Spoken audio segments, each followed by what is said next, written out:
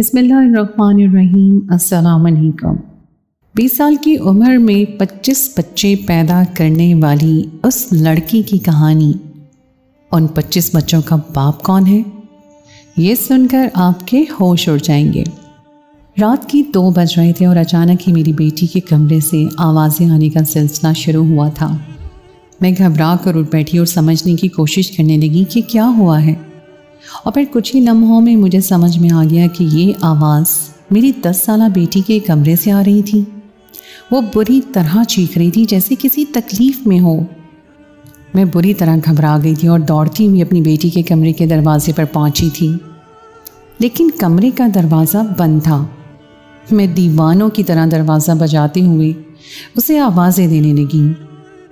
अंदर से उसकी आवाज़ तो आ रही थी, लेकिन उसने दरवाज़ा नहीं खोला था।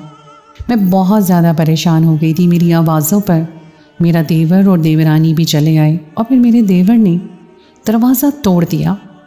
हम लोग अंदर दाखिल हुए तो नायला बिस्तर पर बड़ी चीखें मार रही थी। उसकी हालत बहुत ही ख़राब थी और वजूद बेलिबास था।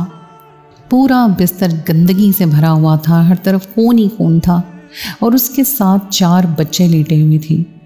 वो सब बिल्कुल ऐसे थे जैसे अभी पैदा हुए हों। कमरे के अंदर का मंजर देखकर मेरा दिल दहल गया। मैं फौरन नायला के पास पहुंची। वो पेट पे हाथ रखे रो रही थी।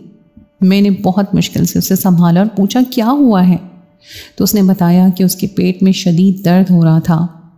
मैंने परेशानी से उन छोटे 4 बच्चों को देखा और पूछा ये बच्चे कौन हैं, तो नायला ने ला इल्मी का इजहार किया और कहने लगी जब मुझे पेट में शदीद दर्द हुआ तो मुझे समझ नहीं आया और मैं बेहोश हो गई थी, और जब आंख खुली तो ये बच्चे ना जाने कैसे आ गए। नायला की बात सुनकर मैं हक्का बक्का रह गई, क्योंकि बिस्तर का मंजर देखकर ऐसा लग रहा था जैसे मेरी बेटी ने उन बच्चों को पैदा किया हो।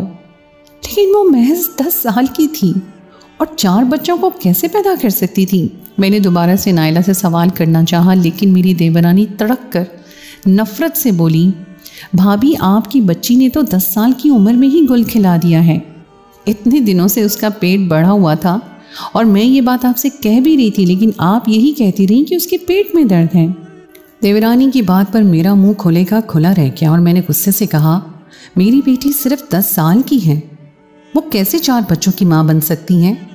मैं मानती हूँ उसका पेट बड़ा हुआ था, लेकिन उसका ये मतलब तो नहीं कि उसे हमल था। देवर जो हम दोनों के पीछे कमरे के अंदर आया था, वो कमरे का मंजर देखकर दोबारा दरवाजे पर चला गया, क्योंकि मेरी बेटी लिबास थी और देवर को पर्दे की आदत थी। वो तो नज़र भरकर मेरी तरफ भी नहीं देखता था। मैंने जल्दी से अपनी बेटी के बरहना वजूद पर चादर डाली और उन 4 बच्चों की तरफ परेशानी से देखने लगी जो एक साथ रोने लगे थे। समझ में नहीं आ रहा था ये किसके बच्चे हैं और कहाँ से आए हैं। मेरी देवरानी जमीला कहने लगी भाभी आप ही बताएं, कमरे का दरवाज़ा अंदर से बंद था, आपकी बच्ची कमरे में अकेली थी और उसकी जो हालत हमें बिस्तर पर मिली है, उसके बाद क्या उसकी बदकिरदारी का कोई और सबूत चाहिए। जमीला की तंज भरी बातों से मेरी आंखों में आंसू आने लगे। मैं सर पकड़कर रोने लगी। मेरी बच्ची की हालत तो वैसे ही ख़राब थी। वो 4 बरहाना बच्चे भी वहीं पड़े थे। ना मेरे पास उनके लिए कोई लिबास था, ना खुराक, ना मैं जानती थी कि ये किसकी औलाद है। कई दफ़ा मैंने नायला से पूछा, लेकिन वो खुद भी अनजान थी। बस यही कहती रही मेरे पेट में दर्द था और फिर उन बच्चों के रोने की आवाज़ आई। मैं नहीं जानती ये सब कैसे हुआ। वो बेचारी तो हमल जैसे लफ्ज़ से भी ना आशना थी। बच्चों की पैदाइश के मरहले के बारे में उसे क्या खाक खबर होती। मेरी देवरानी तन फन करती वापस चली गई थी और मेरा देवर दरवाजे पर ही खड़ा मुझे देख रहा था। कुछ देर बाद वो कमरे के अंदर आया और कहने लगा भाभी ये सब क्या हो रहा है। मैंने भाई की मौत के बाद बेआसरा समझकर आपको और आपकी बेटी को इस घर में जगह दी, अपने मरहूम भाई की बच्ची को अपने सीने से लगाया, और आज आप लोगों ने मुझे ही शर्मिंदा कर दिया। देवर के लफ्ज़ों ने मुझे खुद से नज़रें मिलाने के लायक नहीं छोड़ा था। उसे भी ये लग रहा था कि ये 4 बच्चे नायला के हैं, लेकिन मैं किसी सूरत ये मानने के लिए तैयार ही नहीं थी। आहिस्ता आहिस्ता रात गुजर रही थी और सुबह का सूरज निकलने से पहले मुझे कुछ ना कुछ करना था। देवर अपनी बीवी के पीछे गुस्से में अपने कमरे में चला गया था। नायला का दर्द कम हुआ तो वो भी सो गई थी, लेकिन बिस्तर की जो हालत थी उसे देखने के बाद मैंने फैसला किया था कि मैं पहले नायला को किसी डॉक्टर के पास लेकर जाऊंगी ताकि पता तो चले आखिर माजरा क्या है। मैंने जाकर अपनी देवरानी के कमरे का दरवाज़ा बजाया तो मेरे देवर ने दरवाज़ा खोला। मैंने उसे कहा कि मैं नायला को अभी और इसी वक्त हॉस्पिटल लेकर जाना चाहती हूँ, उसका चेकअप करवाना ज़रूरी है। यह सुनकर मेरी देवरानी पीछे से निकल आई और कहने लगी, अस्पताल लेकर जाने की ज़रूरत नहीं है, बहुत खर्चा होगा। पहले ही मेरा शौहर इतनी मेहनत का पैसा आप लोगों पर पानी की तरह लुटा रहा है। मोहल्ले की दाई को बुलवा लें, अभी दूध का दूध पानी का पानी हो जाएगा। दाई के नाम पर मैं कुछ घबरा गई, लेकिन कुछ तो करना था, इसलिए मैंने देवर से कहा कि वो दाई को बुला लाए। थोड़ी देर बाद मोहल्ले की दाई हमारे घर आ गई। पहले तो सारी बात सुनकर उसने हैरत से मुझे देखा और फिर जब नायला का चेकअप किया तो कहने लगी, ये चारों बच्चे इसी ने पैदा किए हैं। दाई की बात सुनकर जहाँ मेरा दिल धड़कना भूल गया था, वहीं मेरी देवरानी चटक कर कहने लगी, मैं तो पहले से ही कह रही थी इन माँ बेटी की हरकतें ठीक नहीं हैं।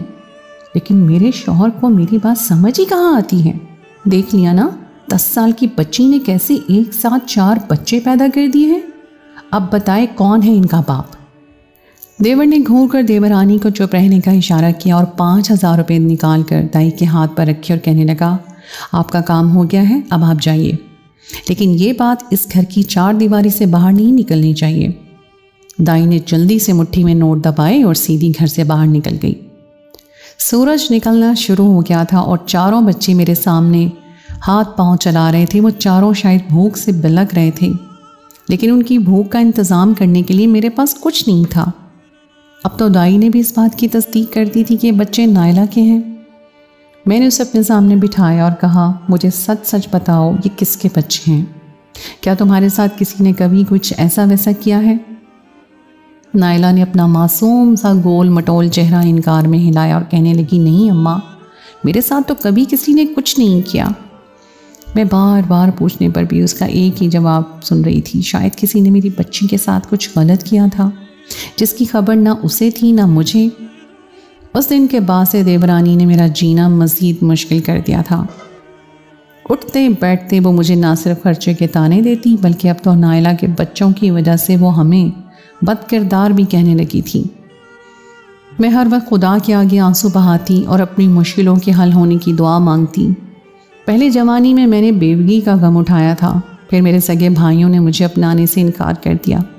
ऐसे में मेरे देवर ने हमें अपना समझकर अपने घर में जगह दी थी, और अब नायला के इन बच्चों की वजह से सब कुछ तबाही के धाने पर पहुंच गया था। वो तो खुदा का शुक्र था कि मेरे देवर ने बस वक्ती तौर पर हमें बातें सुनाई थी, उसके बाद एक लफ्ज़ नहीं कहा था।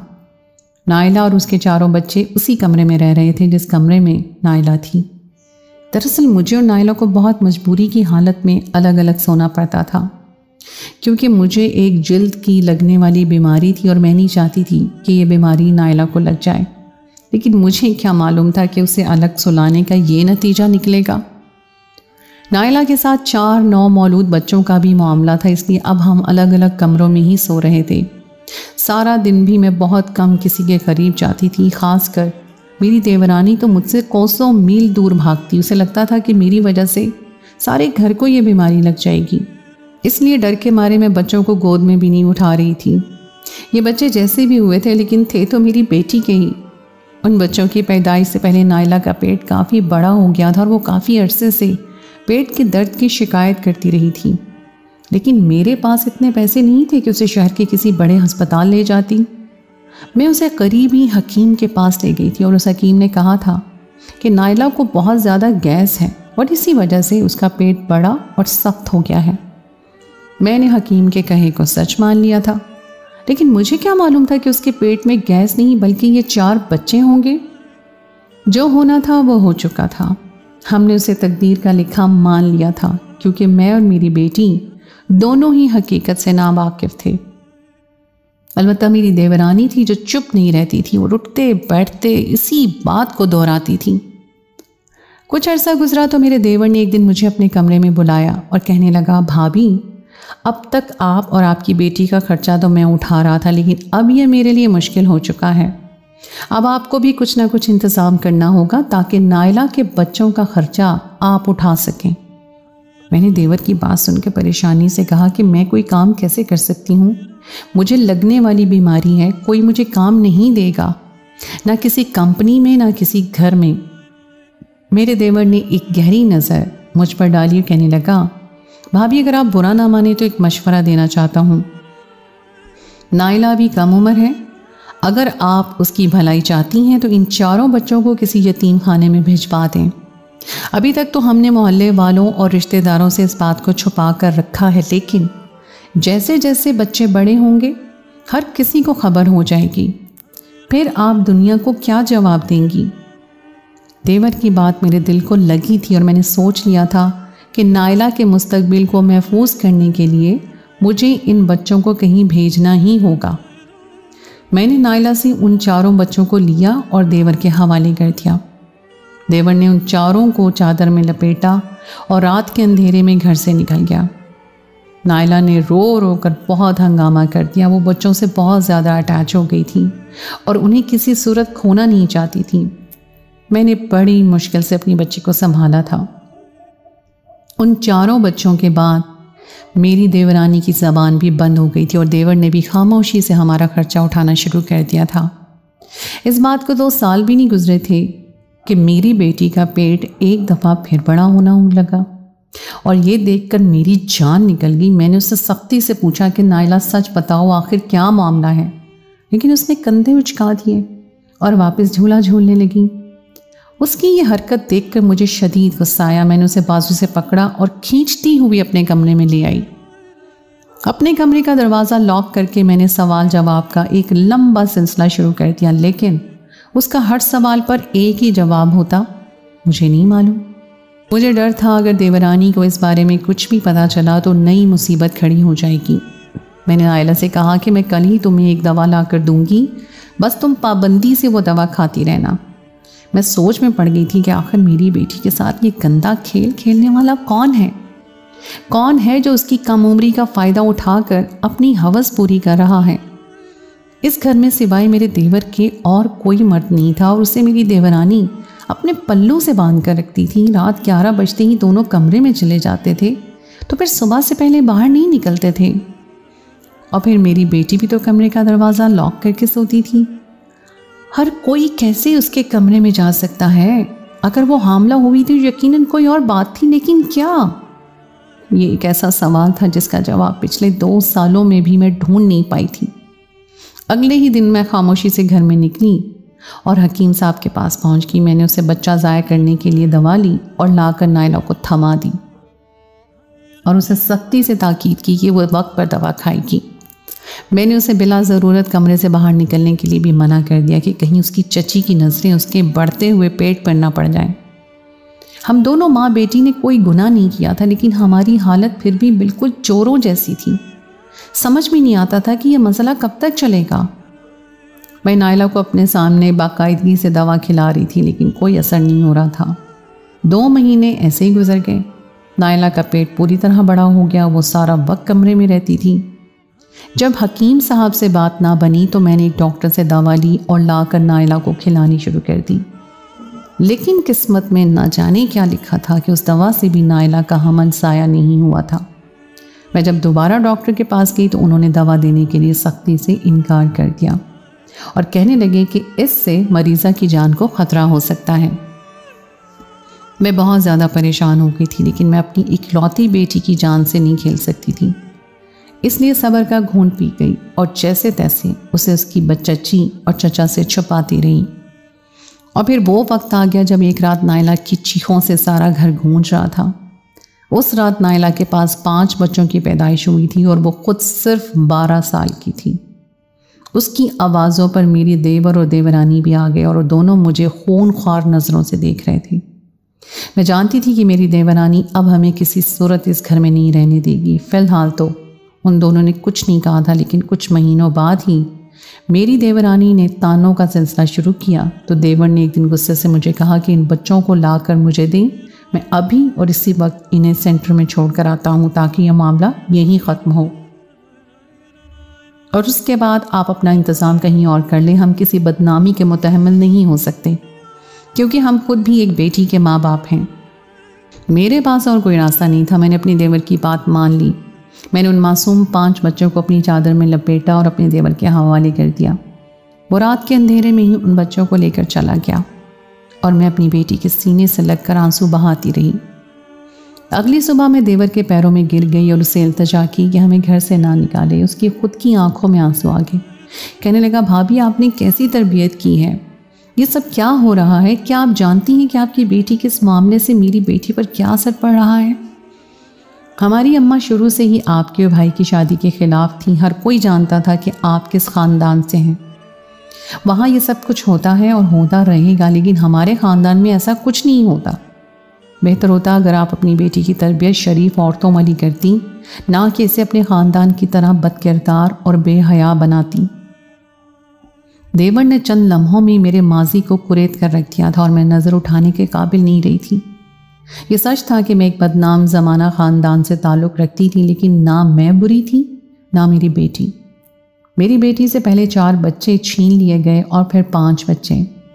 तो बच्चों को खोने के बाद वो बिल्कुल गुमसुम सी हो गई थी। कभी कभी तो खुद ही मुझसे पूछती, अम्मा वो मेरे ही बच्चे थे ना, फिर आपने उन्हें कहाँ भेज दिया? मैंने अपनी बेटी की कड़ी निगरानी शुरू कर दी। ना वो कहीं जाती, ना आती, ना किसी से मिलती थी। उसके बावजूद भी हर 2 साल बाद वो हामला हो जाती और कभी 4 बच्चों को जन्म देती, कभी 3 बच्चों को। 20 साल की उम्र में वो 25 बच्चे पैदा कर चुकी थी। लेकिन हैरत की बात तो ये थी कि वो सेहतमंद और हट्टी कट्टी नज़र आती थी। लगता ही नहीं था कि वो 25 बच्चों को पैदा कर चुकी है। और फिर जब 25 बच्चों को पैदा करने के बाद एक दफ़ा फिर वो हामला हुई तो मेरी हालत ख़राब हो गई। मैं कब तक उसे देवर देवरानी से बचा सकती थी? वो लोग ना जाने किस मजबूरी के तहत खामोश थे, वरना उनका बस चलता तो वो हमें घर से बाहर निकाल कर खड़ा कर देते। लेकिन इस दफ़ा मेरी बेटी की हालत कुछ ज़्यादा ही ख़राब हो गई थी। उसे बहुत शदीद बुखार था। मैं ज़्यादातर उसके कमरे के आसपास रहने लगी थी कि ना जाने कब उससे दर्द शुरू हो जाए। और फिर एक रात मैंने बहुत अजीब सा मंजर देखा। मैं अपनी बेटी के कमरे के पास ही थी जब मैंने देखा कि चादर में कोई शख्स मेरी बेटी के कमरे में दाखिल हुआ है और उसके पास कमरे के लॉक की चाबी थी। उसने बड़ी आसानी से कमरा खोला था और अंदर जाकर वापस बाहर आ गया था। इससे पहले कि मैं उसे पकड़ती, मेरी आंखें हैरत से डूब गईं, क्योंकि वो मेरी देवरानी के कमरे में चला गया था।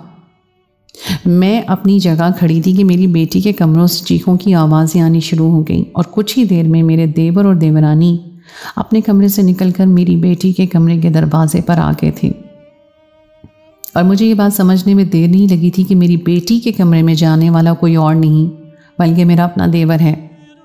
लेकिन क्यों, ये सारा किस्सा मुझे अभी भी समझ नहीं आया। तो मैं अंदर गई। वहाँ पर 4 बच्चे लेटे हुए थे।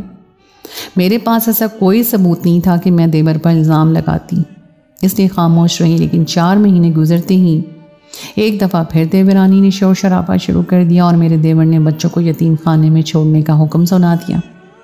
हमेशा की तरह मैंने उन 4 बच्चों को चादर में लपेटा और अपने देवर के हवाले कर दिया। लेकिन इस बार मैं रात के अंधेरे में खुद भी खामोशी से देवर के पीछे चल पड़ी थी और मुझ पर एक ऐसी हकीकत खुली थी कि मेरे सर पर आसमान गिर गया था।